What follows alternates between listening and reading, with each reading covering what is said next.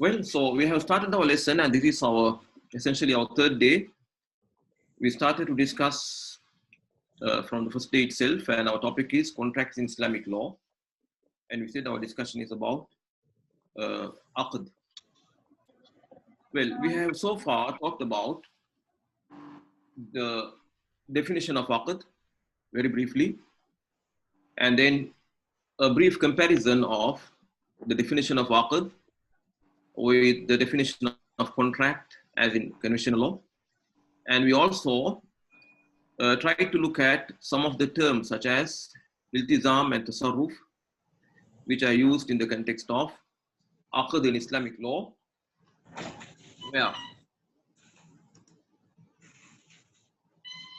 Well, can you allow me to share the screen?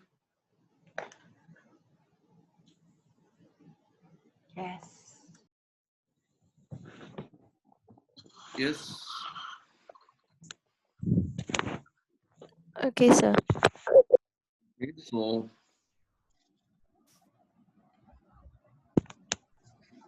well, so I said that a more detailed discussion on these initial topics can be found on iltizam, where you can find some records of previous classes where we had more time to discuss.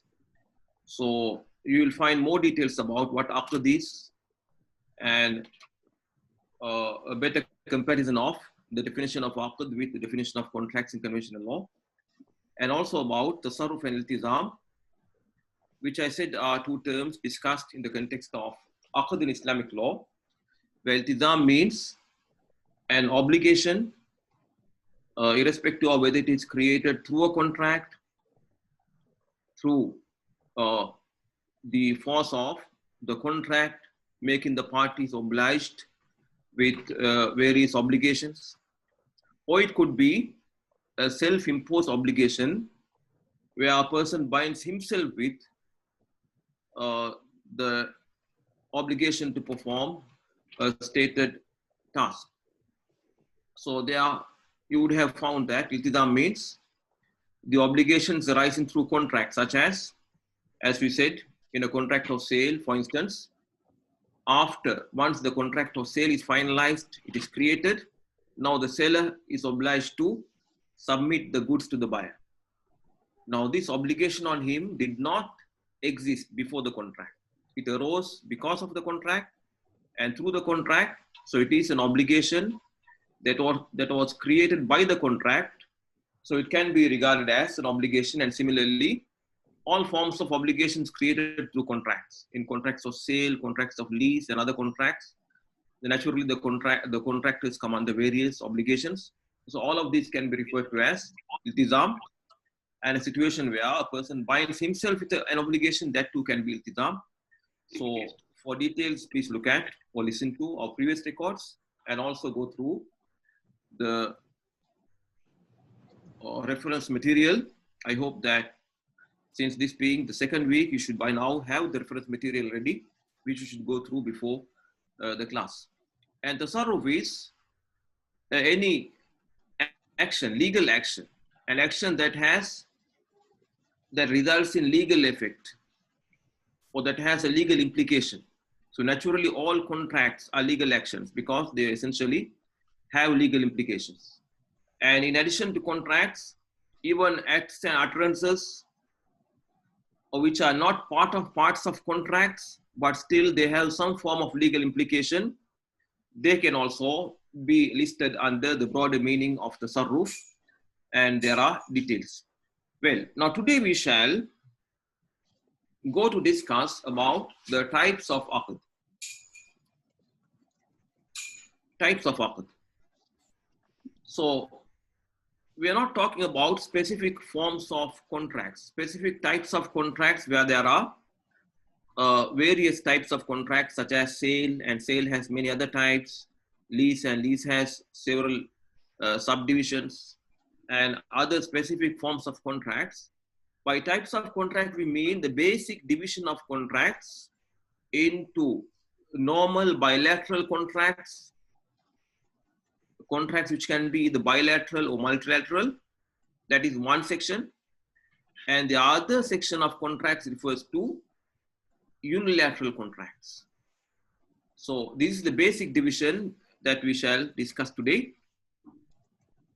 Well, now looking at the definition of contract, now who can tell me what the definition of contract was?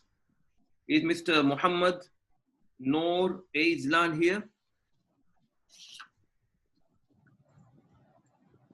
Mr. Muhammad Noor Aizlan, are you here or not? Yes, sir. Well, the classmates who are taking attendance, if someone is not answering, he was not present. So don't mark people who did not respond as present. Yes, sir, I'm here. You're here? Okay, very good. Tell me the definition of aqd. Definition of aqd. I think it's changing. It's between two persons, which is sorry, an agreement between two persons.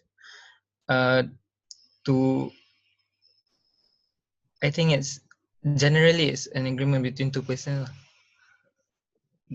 Well, you see, definition is different from, you see, a description of something. Definition is a very precise statement where every word is very carefully chosen and is coined together in order to give a very summarized and complete idea of whatever that is being defined. So definitions must be memorized. You cannot spontaneously make any statement or describe something and call it a definition. Definitions are crafted very carefully. So I had given the definition of aqd.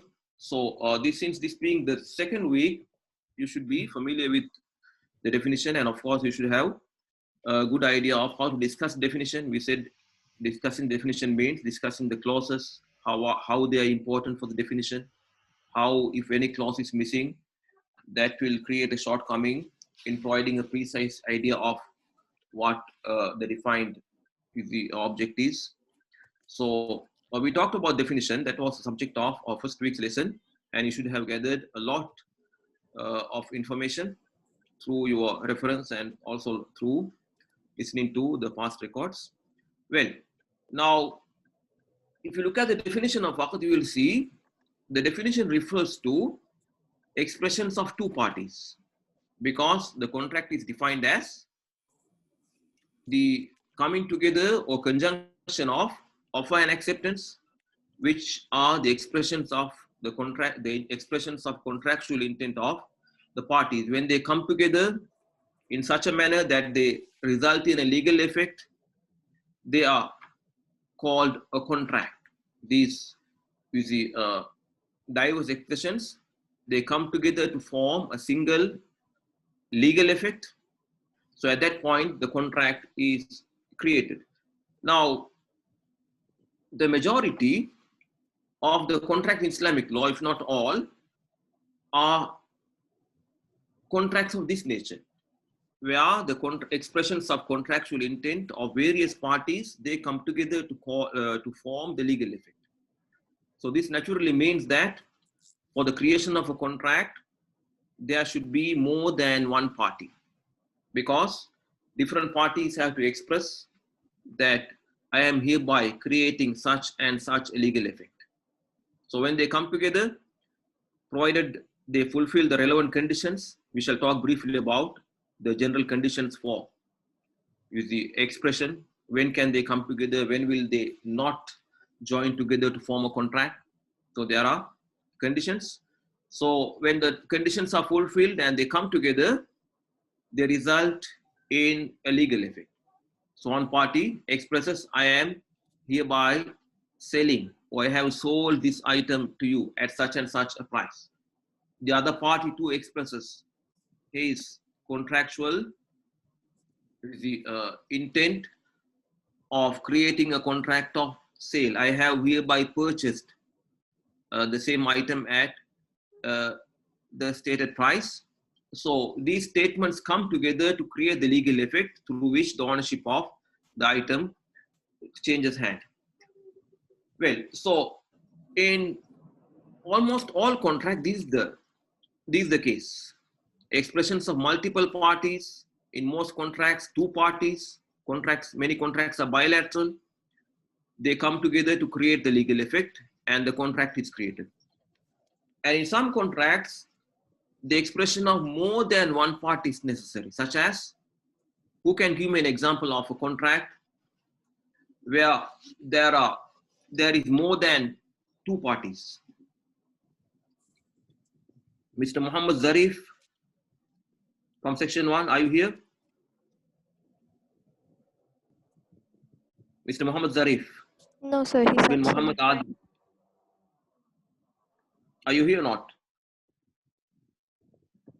Well, it's unfortunate I haven't seen you, I haven't met you, and still I'm troubling you. Well, this is the nature of online studies. So, yes, are you here or not? No, sir, Mr. Muhammad he's Zarif, not here? absent. Okay. So, is Madam Wan Sara Sufia here?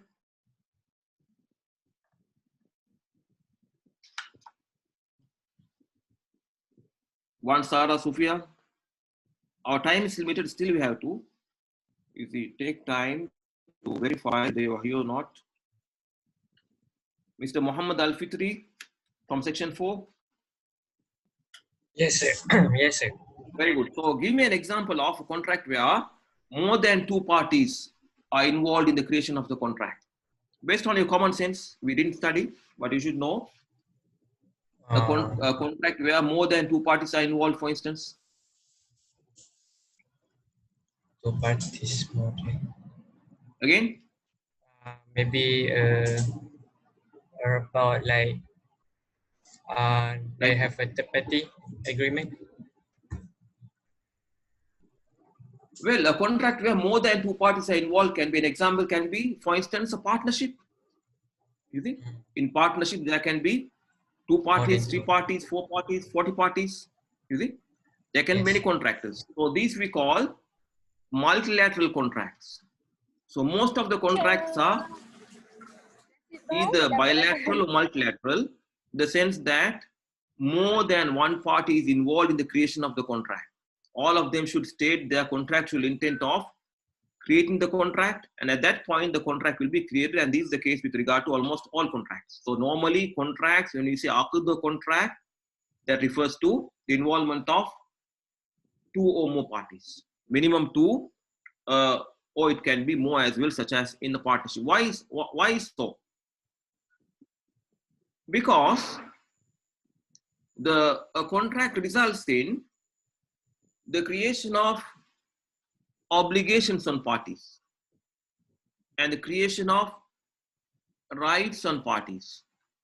So one person cannot successfully undertake the obligations which are created with regard to multiple parties. Obligations are various, rights are various, rights are created on the contractors, obligations created for the contractors.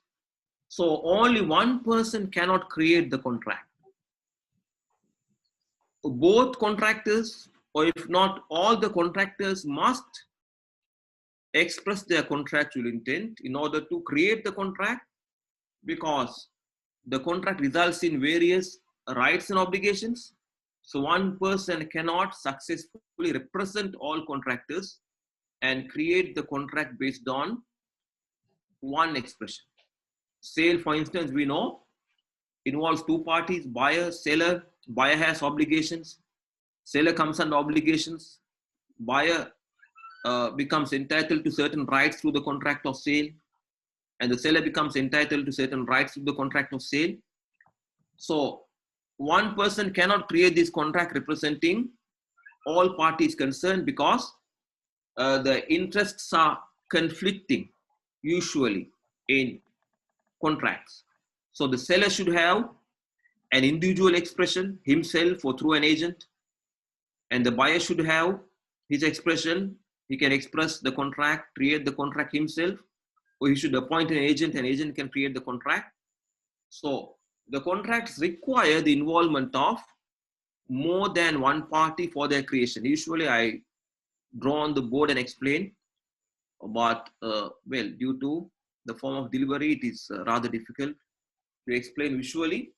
But if you listen carefully and if you are prepared, you will understand that by nature, it is difficult to create a contract through the expression of one person alone. Why? Because the obligations and rights created are various and the interests are conflicting, and therefore those parties should indicate their contractual intent of bearing those obligations and becoming entitled to those rights individually, and at that point the contract is created. And this is the reason why the contracts involve multiple parties.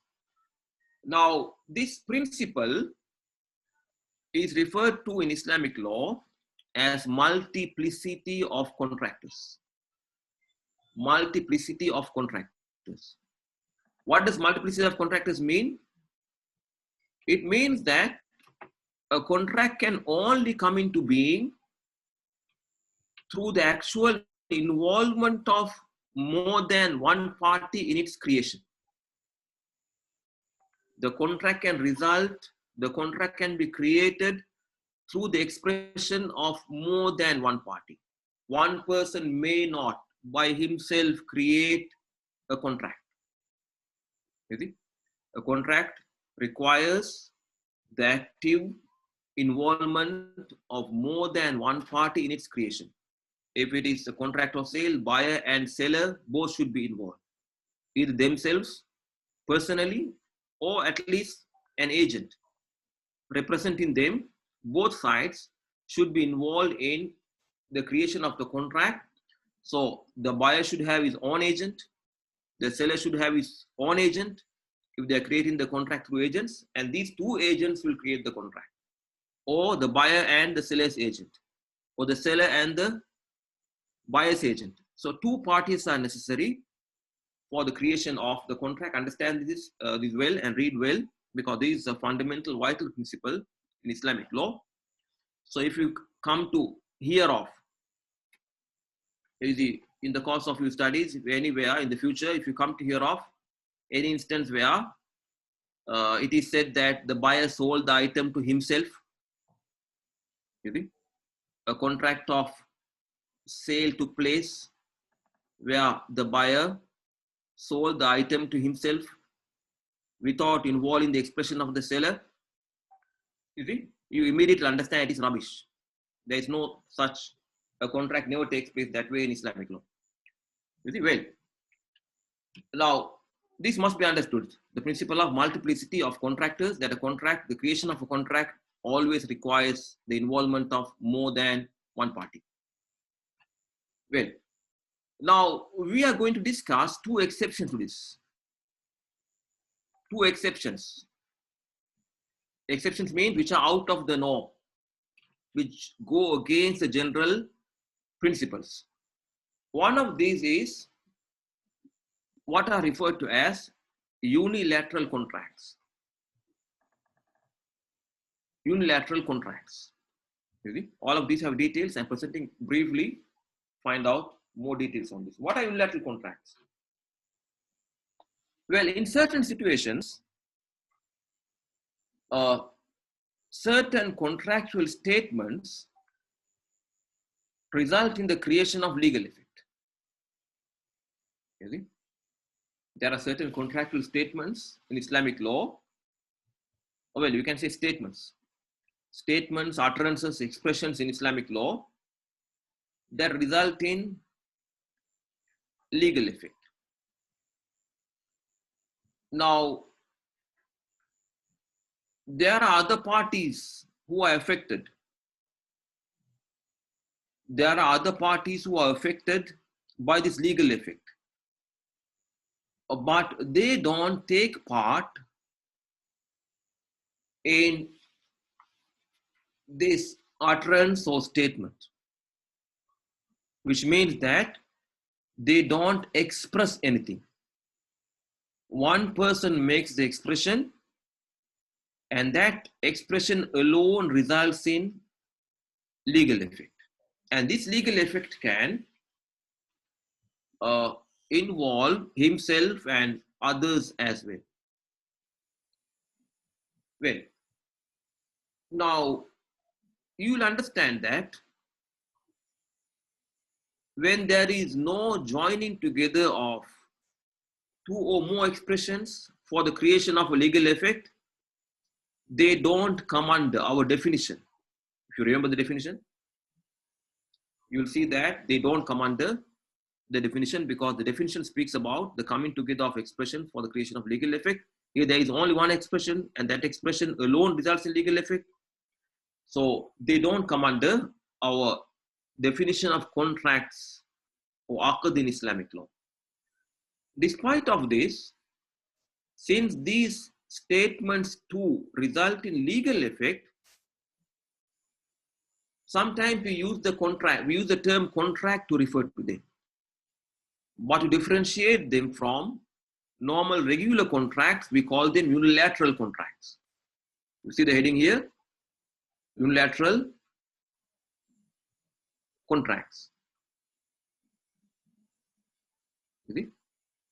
To differentiate from normal contracts, which are always bilateral or multilateral, these statements that result in legal effect, we call them unilateral contracts. What is the similarity between these statements and a normal contract? Both of them result in legal effect. Normal contracts result in legal effect, of course, with the involvement of two expressions.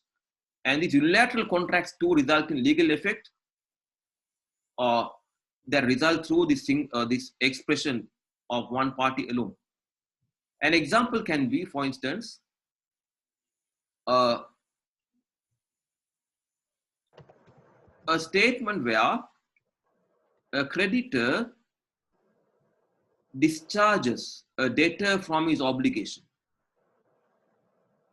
A creditor discharges or releases a debtor from the obligation of settling the debt, meaning he writes off the debt. This is an example for a unilateral contract. In Arabic, we call it ibra. We call it ibra in Arabic.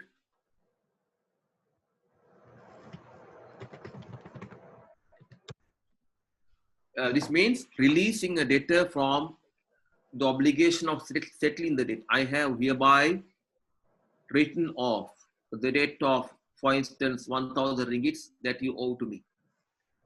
So this expression immediately results in a legal effect. What is the legal effect? Now the debtor is no longer obliged to settle the debt.